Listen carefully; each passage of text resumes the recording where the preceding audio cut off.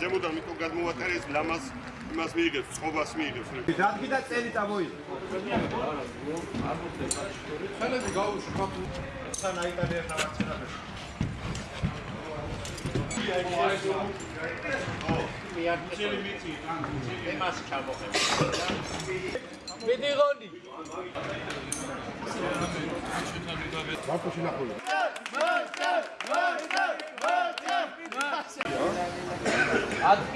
თავდაცვის ძალებს შემოვერთი ჩემი სურვილით და აქ მოსვლა იყო ჩემი გადაწყვეტილება.